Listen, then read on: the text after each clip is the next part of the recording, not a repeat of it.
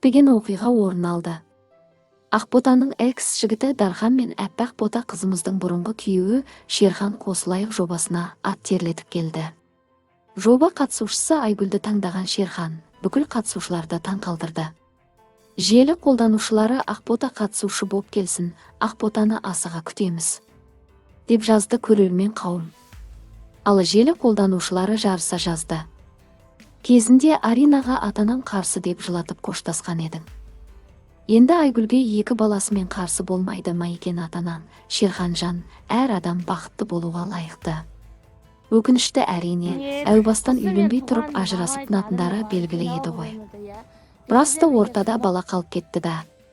Обал Шерхан мен Ақботадан о бастан бері қазірге дейін үмітімді үзбей келіп едім. Қосылады бір күн деп, бүгін үмітім үзілді.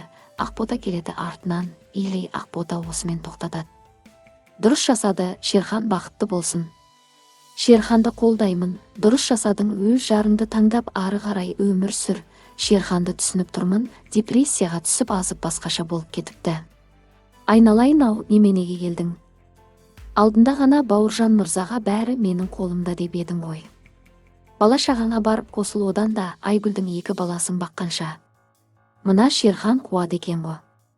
Мен депрессияда болдым. Ақбота депрессияда болмады дегені қалай кетті? Одан да мен ер азаматтың ісін жасай алмадым деш.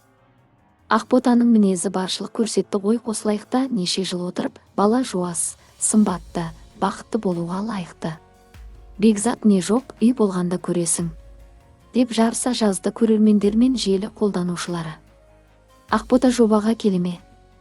Ол жағы әзірге белгісіз.